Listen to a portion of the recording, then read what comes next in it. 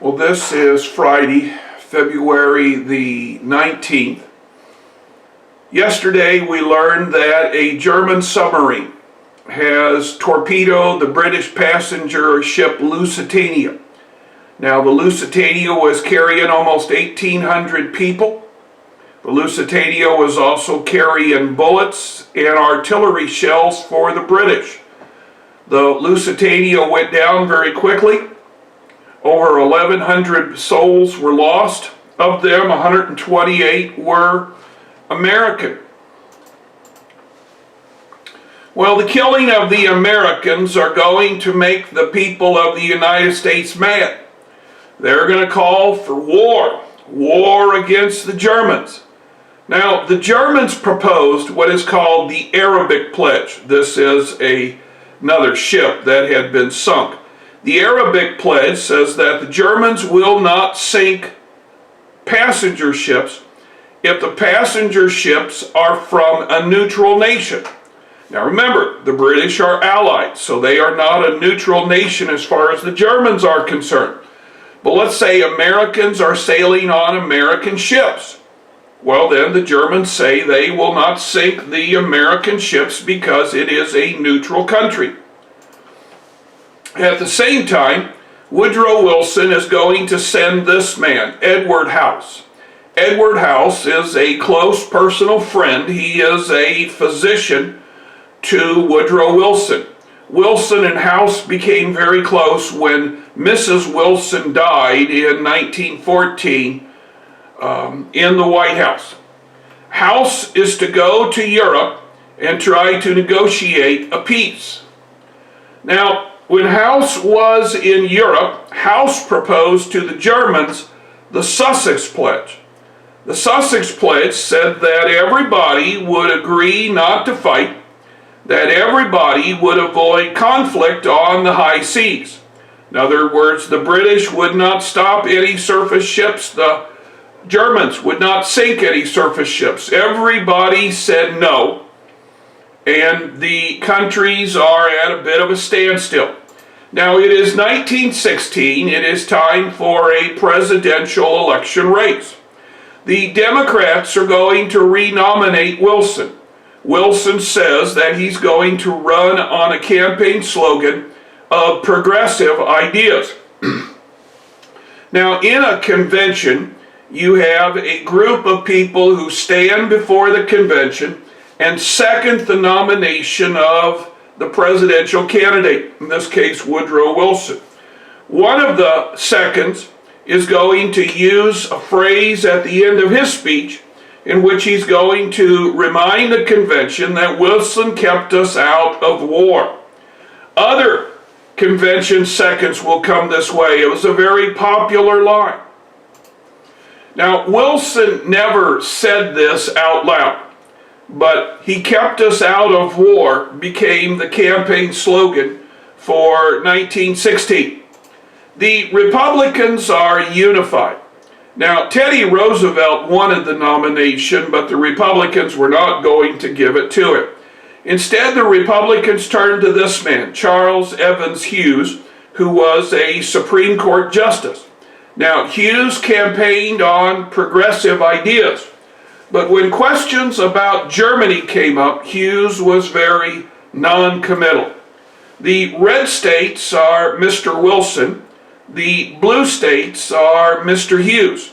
Now, you can see in the bottom pie chart, popular votes, that Wilson is able to get the greatest number of votes. Now, it's not a majority, but it's 49%. It's awfully close. Please notice that Eugene Debs is going to get 5% of the vote that's in the small piece of pie that's colored white.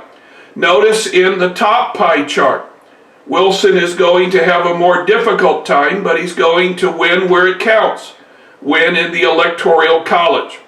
Now, Wilson is elected in November of 1916. He will not be inaugurated until March of 1917. In that time period, Hans Zimmermann, who is the foreign minister for the country of Germany, is going to make a proposal to the country of Mexico. Now, the proposal says that if Mexico will continue in its war against the United States, that when Germany is successful in defeating the Allies, that Germany will give to Mexico, California, Arizona, New Mexico, and parts of Utah, Nevada, and Colorado, what we call the Mexican Cession. The president of Mexico, Obrador, is going to let this note be known to America, and this is the reason why the United States will go to war. Germany has been sinking ships. There is the Zimmerman note, and in April of 1917, this says too much for Wilson. Wilson will declare war on Germany. Congress, although it is not unanimous, agrees. Well, we have to have a general, and that general is John Pershing. This is a picture of Mr. Pershing in his American Expeditionary Force uniform. Pershing will be in charge of all Americans. Now, Pershing will have to meet with the British commander and the French commander and decide how American troops will be used. This is going to cause a conflict. Well, we need troops. And so the Congress will create a draft. Now, the way the draft works is pretty simple. Everybody's going to register, and they're going to then submit their birth date. Now, this gentleman here is picking birth dates out of the fishbowl. Whatever birth date he picks out first, that will be the number one group. And they will continue through all of it. Then each state will be told how many servicemen they will need, and then the various servicemen will be pulled according to birth dates. First, they will go with those who are 18 and 19. And if they haven't received enough, then they'll expand the age group. This is a picture of Herbert Hoover. Herbert Hoover was a self-made millionaire and engineer who was asked by the Wilson administration to run the Food Administration Board. Now, the Food Administration Board will tell Americans that they need to grow vegetables in their yard and that these vegetables should go for our troops. Hoover is going to propose meatless Mondays and wheatless Thursdays. Hoover reminds the American people that we are not only feeding the soldiers of the United States, but soldiers from countries all around the world. Hollywood is beginning to get into act. Here is a gentleman. He is on the top of a marquee, something that tells you what's going to be shown in the silent picture. And he's encouraging the people to come in and to watch the film. Of course, they have to pay to watch it. And then take whatever money they have left over and buy war bonds. Now, a war bond is where you give money to the government, and then after a certain number of years, the government gives this money back plus interest. This is also a time when Americans are opposed to the war. Here are women picketing out in front of the White House. They are calling for the right to vote. They are asking that the United States not participate in this war. It is a war in which America is not being threatened. People like Alice Paul, Bob La Follette, Jane Addams, these are all members of the anti-war movement. Charles Schneck, who is the gentleman who is gesturing, and Elizabeth Bear are going to be arrested for passing out leaflets that showed American men how they could avoid the draft. Now, both are going to be thrown in jail. Both are going to claim that their free speech has been interrupted by the government.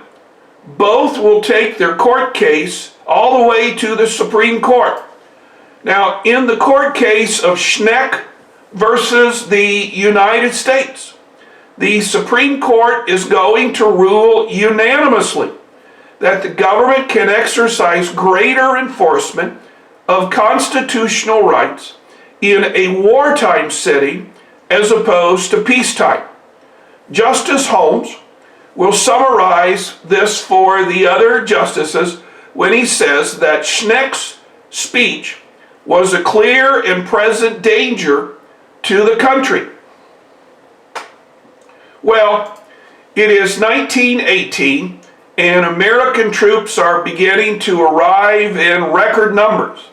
Now, the overall commander of all troops is Marshal Foch. And after deliberation, he is going to assign the white American soldiers to the Marne River Valley.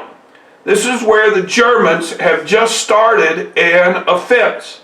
Now, there are black soldiers, and these black soldiers are going to be assigned to the area around Verdun. The white Americans are going to attack the Germans in a forested region along the Marne called the Argonne Forest. It is in this region that the Americans will attack at a place called Bellewood. You can see the various X's on this map.